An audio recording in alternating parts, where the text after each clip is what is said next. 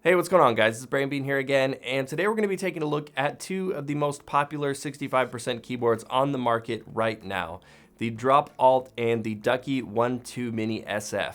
I've personally used the SF as my daily driver pretty much since its release, but pretty recently Drop sent out an alt for me to check out, and I've kind of been going through this sort of process right now trying to decide which one I want to use as my daily driver going forward.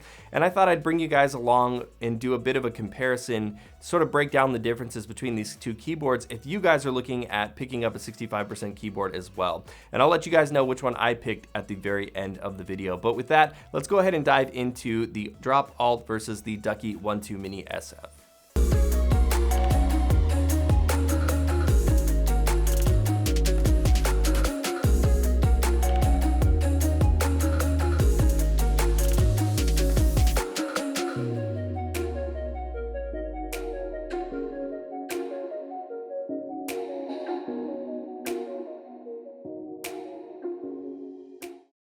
Before we jump too deep into the comparison, I want to just point out that the price points on these two keyboards aren't exactly equal. The Alt comes in at $180, which is $70 more than the SF, so why should I compare these two keyboards? Well, these two are probably the most popular 65% production keyboards, so I wanted to compare them for those who may be trying to decide which keyboard to get. Starting as always with construction and design, both of these keyboards have a 65% 67 key layout, with the only difference being that the SF has a right control key and the Alt does not, and instead it has a home key on the right side of the keyboard that the SF doesn't have. I don't particularly use either of these keys myself, so it doesn't really bother me one way or the other, but just keep that in mind. The Alt is made up of a solid aluminum case with a built-in switch plate for a more solid feel. The Ducky One 2 SF is made up of a two-toned plastic case that's wrapped around a metal backplate that the switches are mounted onto.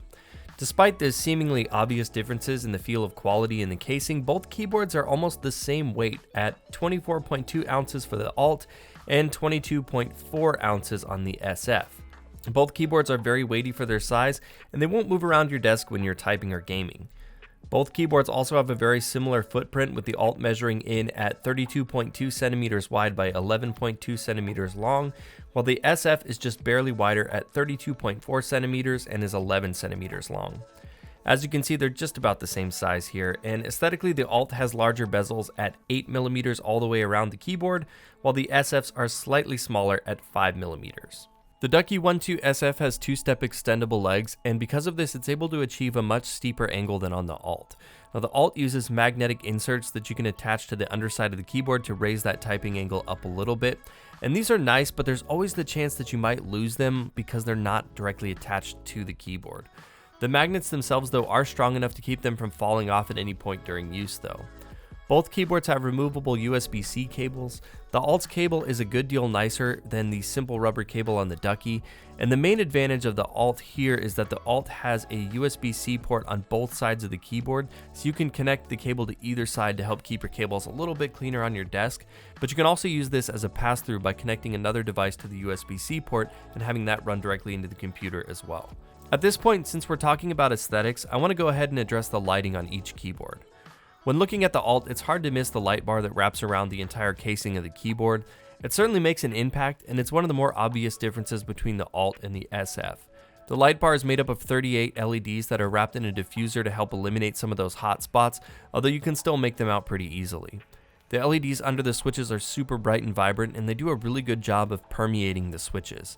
And while the silver top plate on the Alt isn't quite as reflective as the white one on the SF, it still does a really great job at bouncing all that light around for a nice ambient effect. The One 2 Mini SF isn't quite as flashy as the Alt is with its light bar, but it's no slouch in the lighting department either. The SF uses super bright 3528 SMD RGB LEDs for a nice bright shine under each key. The white backplate that the switches are mounted onto really helps to further bounce the light up at the user, and it does this a little bit better than the Alt does, giving a sort of light box effect around the keys. And one thing here that the SF does that the Alt does not is that it has two extra LEDs in the spacebar that really help illuminate the entire thing. Now I really like this as it helps to fully illuminate any custom shine through spacebar that you may have, like the Year of the Pig spacebar that Ducky includes, for example. When it comes to configuring the lights, neither keyboard is particularly awesome for this. The One 2 SF is controlled entirely on the keyboard, and your options are somewhat limited. There's a good amount of stock presets here though, and they do all look pretty decent. But any changes that you want to make to the layout will have to be made by toggling the dip switches on the underside of the keyboard. Drops Alt uses QMK firmware that can be configured on their website, which is nice as there's a little bit of a simple GUI that you can use, but the options here are pretty limited between either a simple rainbow wave pattern or static colors. Now you can customize the colors, but it's still a fairly tedious process. You can also use this tool to customize your layout as well, and I wouldn't necessarily give the edge to either keyboard here. Ducky has better effects while Drops is a little bit easier to configure, and ultimately you'll need to decide which one you think is a better fit for you. Looking at the switches now, the SF is available in Cherry MX Blue, Brown, Red, Black, Speed, and Silent switches, so there's a really good assortment to suit just about any preference. Although depending on your level of keyboard snobbiness, this may just not be niche enough for you. For the truly woke keyboard community, the Alt is available in Halo Clear, Halo True, Kaihua Box White, and Cherry MX Blue and Brown switches. But the biggest advantage here is that the Alt is hot swappable. So say you got Halo Trues and you decided later that you wanted to go linear, so maybe you would pick up some Telio switches and you could just pop those in without having to buy a new keyboard. One concern people have about hot swappable keyboards is that the switches can be a little bit more wobbly than soldered in switches, but the Alt does a really good job of having these switches feel nice and secure.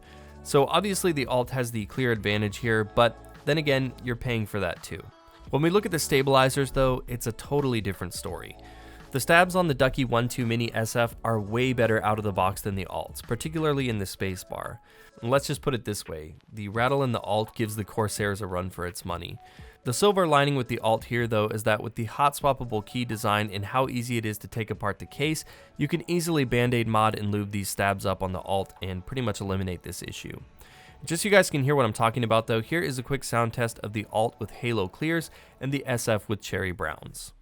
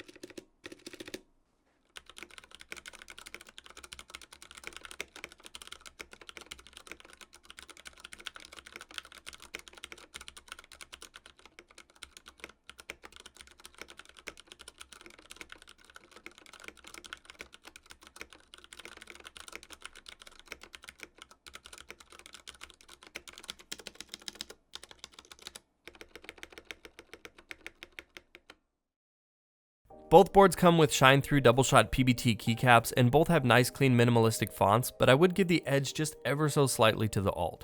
The keycaps on the SF come stock in black, while the Alts come with this nice two-toned gray and slate colorway that I personally like, but again, this is going to come down to your personal preference.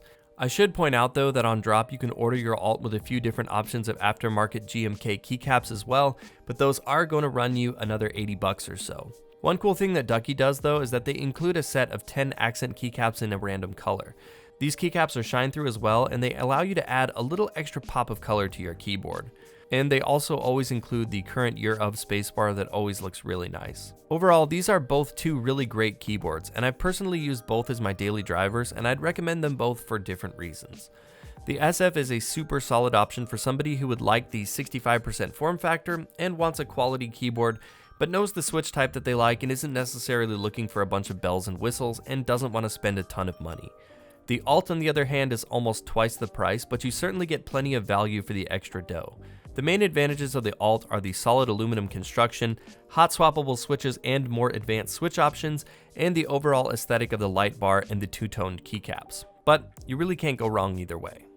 Well, that's it for the comparison, guys. I told you at the beginning of the video I'd let you know which one I ultimately decided to use as my daily driver going forward, and I think I'm settling on the Alt. I am going to be doing a bit of a band-aid mod for it. I don't know if I'll do a video on that or not, taking it apart and doing that whole process. But ultimately what decided it for me was the hot swappable switches is nice to test out different stuff, as well as just the overall aesthetic and the solid feel of the board just feels really nice. So That would be my recommendation, but again, you are paying for it, and the SF is a super solid keyboard. So really weigh out all of the points that I talked about in this video, and you should have a pretty easy time deciding which one is the right keyboard for you. You guys can let me know which one is your favorite down in the comments below, as well as give this video a like if you enjoyed it to show your support. Of course, if you haven't subscribed to this channel already and you're at the end of this video, you've stuck it out this far, might as well hit that subscribe button and ring that bell so you don't miss out on any more videos from me. And as always, guys, thank you so much for watching, and I'll see you in the next one.